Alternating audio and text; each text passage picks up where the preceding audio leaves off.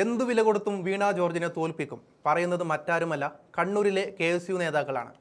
ഈ നേതാക്കളെ ആര് മറന്നാലും വീണ ജോർജ് മറക്കില്ല. തന്നെ ആക്രമിച്ചുവെന്ന് വീണ ജോർജ് കള്ളക്കേസ് കൊടുത്തതോടെ 2 ആഴ്ചയോളം ജയിലിൽ പോയ കുട്ടികളാണ് കണ്ണൂരിൽ KSUവിനെ നയിക്കുന്നത്. ജയിലിൽ നിന്നിറങ്ങി അങ്ങനെ വെറുതെ ഇരിക്കാൻ സാധിക്കുമോ എന്ന ചിന്തയിൽ ഈ ടീം ഇന്ന് ആറന്മുളയിലുണ്ട്. ഇവിടെയാണ് വീണ ജോർജ് മത്സരിക്കുന്നത്. എതിർ സ്ഥാനാർത്ഥിയായി രംഗത്തുള്ളത് യൂത്ത് കോൺഗ്രസ് നേതാവ് അബിൻ വർക്കിയും.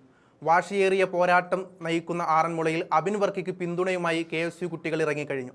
മണ്ഡലം തോറും നടന്നാണ് ഇവർ പ്രചരണം നടത്തുന്നത്. KSU ജില്ലാ പ്രസിഡന്റ് അതുൽ MC-യുടെ നേതൃത്വത്തിലുള്ള KSU പ്രവർത്തകരാണ് ആറന്മുളയിലെത്തി വീണയെ നേരിട്ട് വെല്ലുവിളിക്കുന്നത്. അബിൻ വർക്കി പ്രചാരണം കൊഴുപ്പിക്കുമ്പോൾ അതിന് കരുത്താവുകയാണ് KSUവിൻ്റെ കുട്ടികൾ.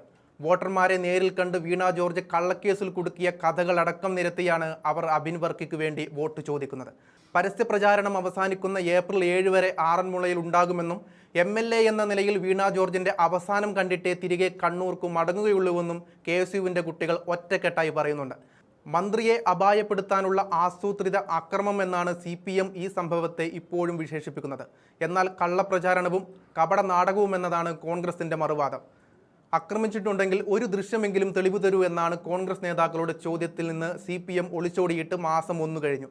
നേരത്തെ ആരോഗ്യമന്ത്രി വീണ ജോർജിന് മർദ്ദനമേറ്റെന്ന് സ്ഥാപിക്കാനായി CPM കേന്ദ്രങ്ങൾ പ്രചരിപ്പിച്ച ദൃശ്യങ്ങളും പാളുന്ന കാഴ്ചയാണ് കണ്ടത്. പാർട്ടി പുറത്തുവിട്ട ദൃശ്യങ്ങളിൽ മന്ത്രിയുടെ തൊട്ടടുത്ത് നിൽക്കുന്നത് ഗൺമാനാണെന്ന് തെളിഞ്ഞതോടെയാണ് തട്ടിപ്പ് പൂർണ്ണമായും തകർന്നടിഞ്ഞത്.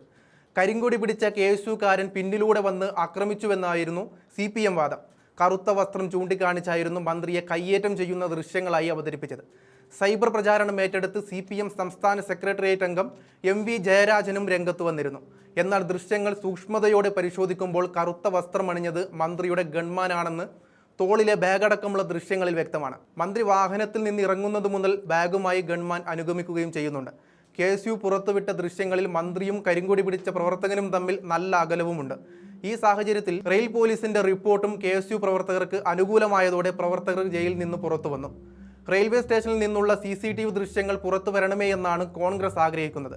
നേരത്തെ കരിങ്കൊടി കാണിക്കുന്നതിന്റെ മറവിൽ KSU പ്രവർത്തകർ ശാരീരികമായി ആക്രമിച്ചെന്ന ആരോപണത്തിൽ മന്ത്രിയും CPM-ഉം ഉറച്ചു നിന്നിരുന്നു.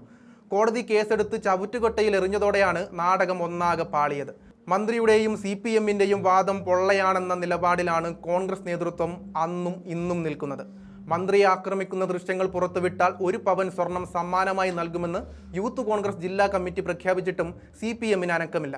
പിന്നാലെ 1 ലക്ഷം രൂപ ഇനാം പ്രഖ്യാപിച്ച് യൂത്ത് കോൺഗ്രസ് നേതാവ് അബിൻ വർക്കി വന്നിട്ടും മന്ത്രിയെ ആക്രമിക്കുന്ന ദൃശ്യങ്ങൾ മാത്രം അനന്തതയിൽ തുടരുകയാണ്.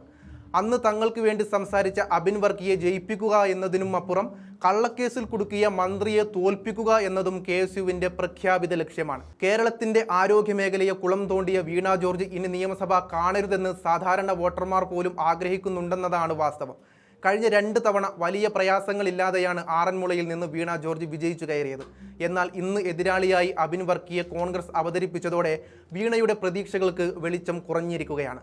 ആരോഗ്യ മേഖലയുടെ ദൈന്യത തുറന്നു കാണിക്കാൻ വലിയ രീതിയിലുള്ള ക്യാമ്പയിൻ ഒന്നും ആവശ്യമില്ല. ദിനംപ്രതി പത്രം വായിക്കുന്ന ഒരു വോട്ടർക്ക് എളുപ്പം തന്നെ പിടികിട്ടുന്ന കാര്യമാണ്. KSU അടക്കം വീണ ജോർജിനെതിരെ ശക്തമായി രംഗത്തിറങ്ങുമ്പോൾ അവിടെ അബിൻ വർക്കി വിജയം സ്വപ്നം കണ്ടു തുടങ്ങിയിരിക്കുകയാണ്.